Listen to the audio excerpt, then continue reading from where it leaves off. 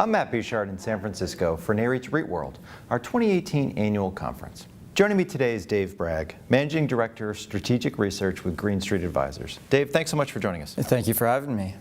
Now, Green Street closely studies both the public and private real estate markets. Can you describe the relationship between the two markets in terms of valuation? Absolutely. It's fascinating that over the long term, the relationship has been very consistent.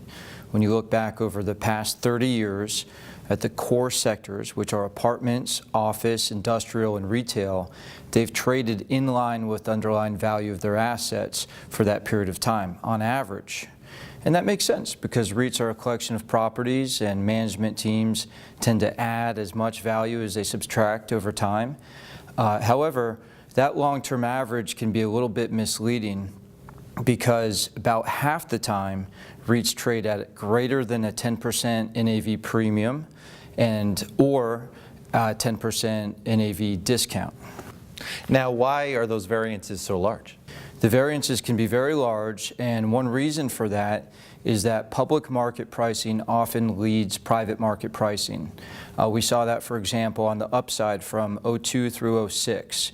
The REIT market was trading at big premiums to NAVs, and subsequently private market pricing caught up. The same thing happened earlier this cycle at the beginning of this decade.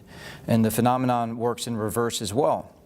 In 2007, REITs were trading at large discounts to NAV, and that ultimately foreshadowed the decline in private market values.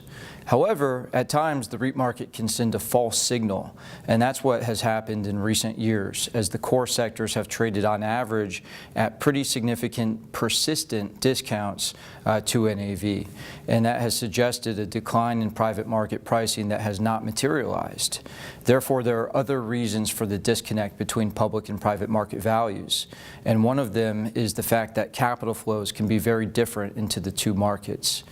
Public market investors don't necessarily get to allocate capital to the private market, and many private market investors don't necessarily view the REIT market as an optimal place in which to get their real estate allocations. So it's surprising to us, but after all these years, these two markets remain pretty balkanized. Therefore, it's really important to understand the diverging fund flows that can materialize between the two sectors, or between the public and private market. And that's what we've been focused on lately. So we recently developed a new product. It's called the Flow Tracker. It looks at public and private market fund flows and ownership. And speaking of Green Street's new Flow Tracker research, what are some of the key findings? Well, researching this was pretty complicated. There's a lot of data out there focused on fund flows. And it took us a good amount of time and effort to distill it down, to evaluate it, and to make it digestible. Although there's a lot of data, there's not much insight and analysis, and that's what we were focused on. So we took all of the information that we had and we segmented owners of REITs into 4 groups: dedicated active, dedicated passive, generalist active, and generalist passive. And that allows us to paint a pretty clear picture of the ownership structure. And within those 4 groups, the biggest and most interesting change over the last several years has been the continued decline in market share of dedicated active investors. They've declined from 50% market share 7 years ago to only about 1/3 today. And that has weighed on the performance of some high-quality REITs that those dedicated active investors tend to own in overweight positions. And in the past couple years, those outflows have been concentrated in Japanese mutual funds focused on U.S. REITs. And it's a very unusual phenomenon that materialized in Japan at the beginning of this decade.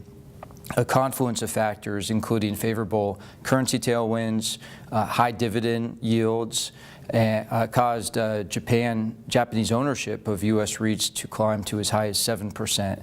That peaked a couple years ago, and the currency tailwind has not been as favorable lately. The Japanese regulator stepped in and issued a warning over these unsustainable high dividend yields, and we've started to see some declines in AUM and also in the dividend yields from the Japanese funds.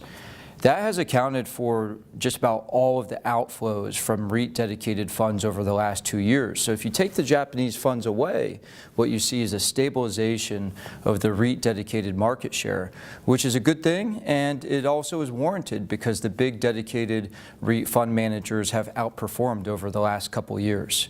We have to keep our eye on the Japanese funds, though. They own about 4% of U.S. REITs still, and it's more likely that that figure will go down than up over the next couple years. Now, 2 years ago, real estate was reclassified as its own headline sector under the Global Industry Classification Standard. Has that been a tailwind for REIT investing? A couple years ago, when this event materialized, it was thought that it might be, and our flow tracker research explains why it has proved to be a bit of a yawner. It really hasn't resulted in the needle moving at all.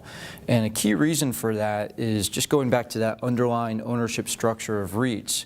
The REIT-dedicated constituent of investors is so large that they tend to box out the generalist active investors. So REIT-dedicated active and passive investors own about half of REITs. That's significantly larger than dedicated ownership of any other sector of the economy.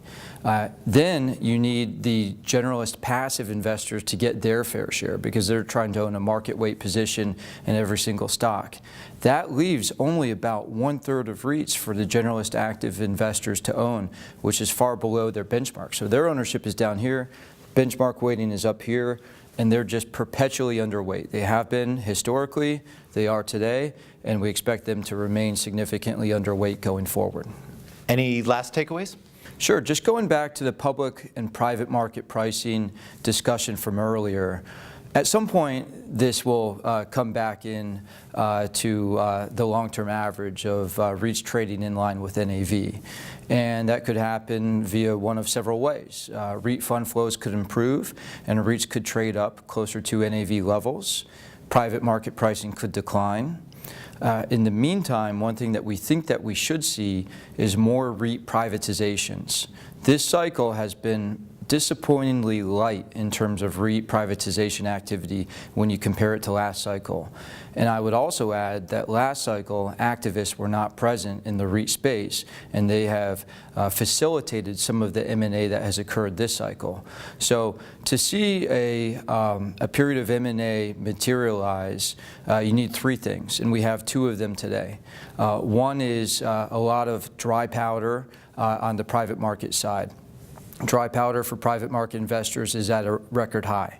Second would be deep NAV discounts, especially in the core sectors. That suggests that it would be in the best interest of REIT shareholders for the REITs to sell to the private market investors.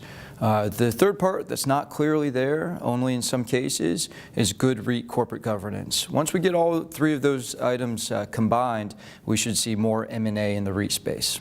Dave, thank you so much for joining us. Thank you very much. For more from REIT World 2018, be sure to visit NAREIT's website, REIT.com.